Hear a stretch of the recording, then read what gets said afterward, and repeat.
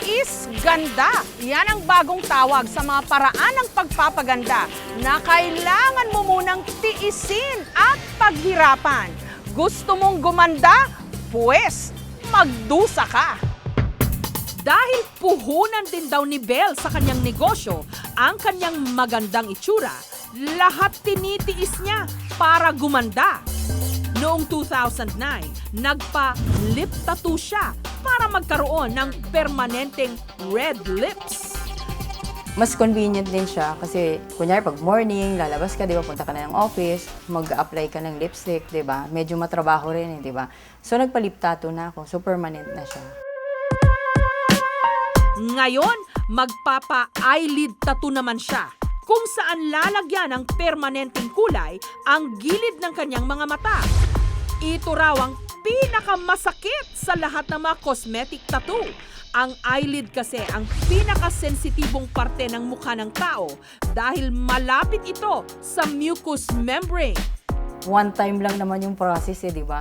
So mangyayari lang yun sa lip tattoo mo, one time lang. Tapos ang effect naman nito is lifetime na siya. At nitong Huwebes, sumailalim siya sa procedure.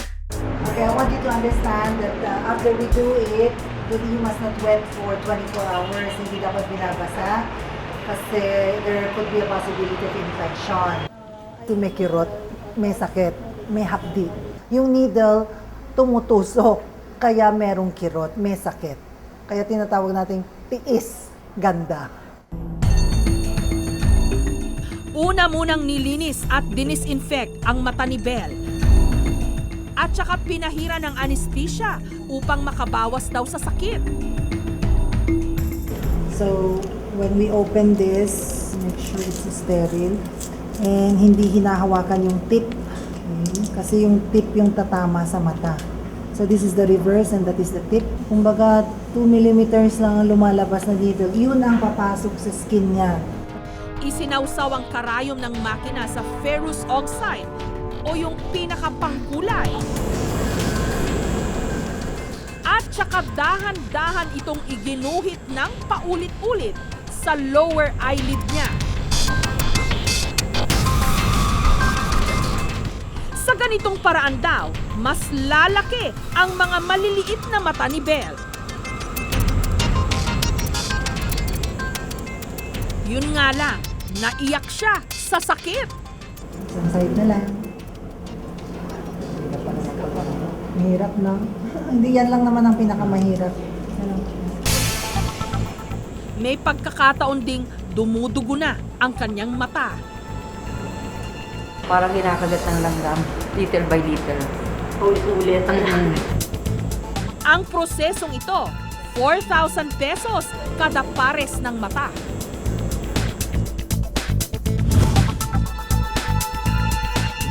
Ito yung pinakamasakit.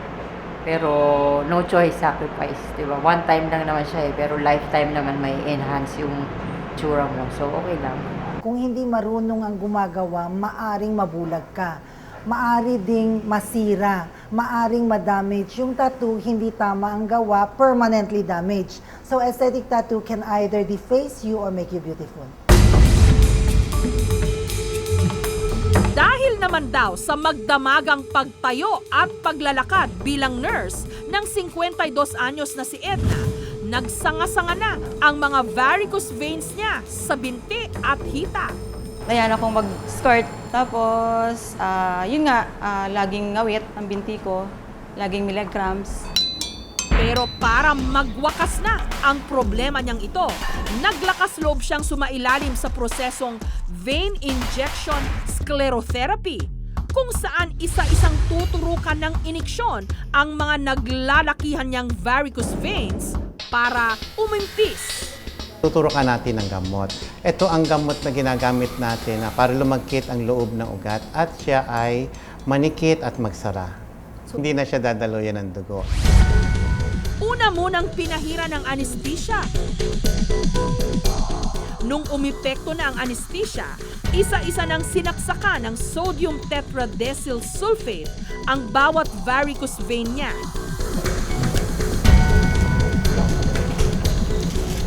Ang dami ng gamot na itinuturok, Depende raw sa laki ng ugat. Maya-maya lang, napapikit at napaaray si Edna.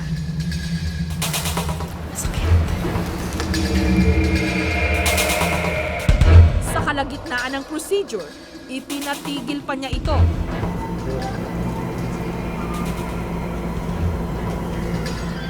Hindi na raw kasi niya kaya ang sakit, kaya nagpa-schedule na lang ng pangalawang session. Siguro susunod na kasi may sunod-sunod na injection. Ang ganitong mga pagtitiis sa ngalan ng kagandahan, nakaugat sa kultura ng maraming bansa. Sa China, laganap noong unang panahon ang tinatawag nilang foot binding. Mas kaakit-akit daw kasi sa mga lalaki noon ang maliliit na paa ng mga babae.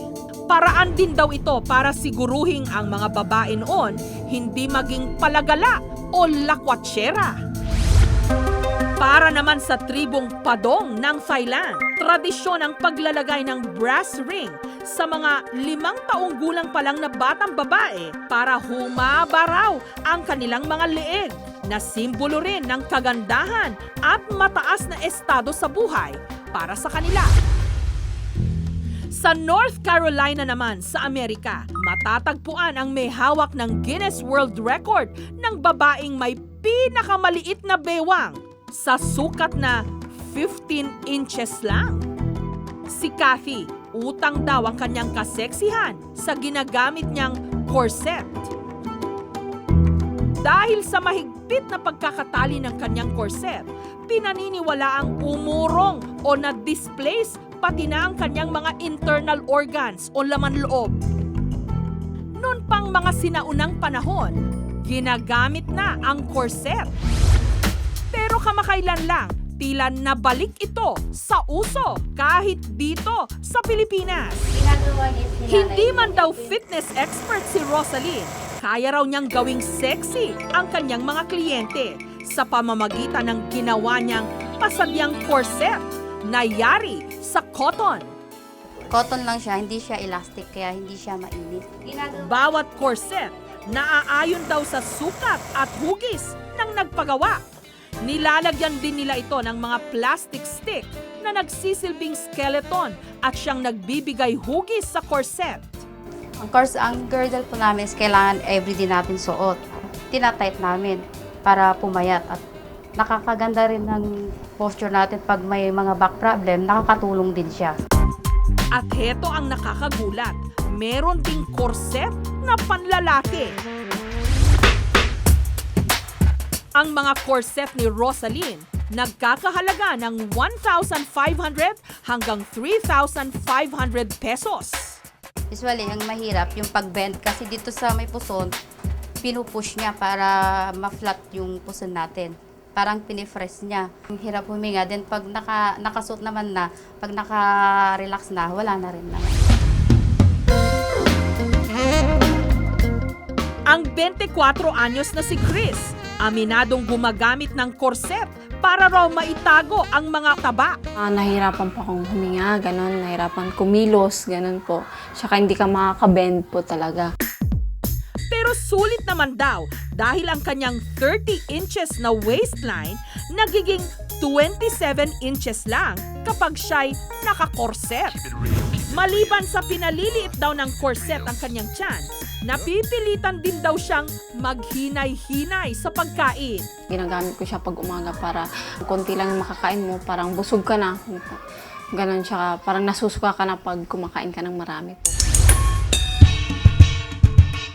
Iba naman ang tinitiis ni Grace. Dahil 5 feet lang siya, araw-araw siyang nagsusuot ng 5-inch stilettos. Tuwing papasok ng eskwelahan, may mga pagkakataon pang araw na nawawalan siya ng balanse kapag hindi patag ang daan at mahaba ang lakaran.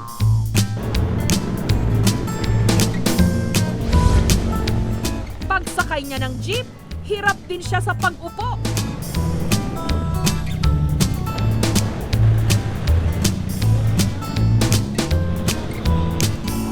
Pero ang pinakamasakit daw sa lahat, ang umakyat ng hagdan ng overpass.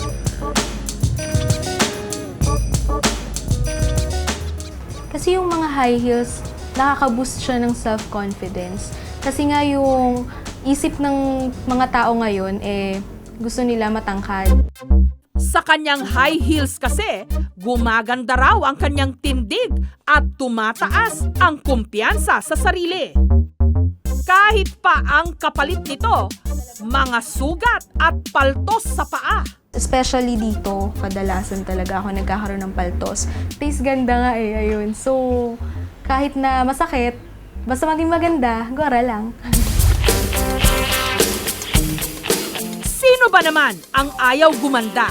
Yun nga lang, hindi na ito basta-basta nakukuha. Pero kung handa kang gawin ang lahat sa ngalan ng kagandahan, maghanda ka ng magtiis at magdusa.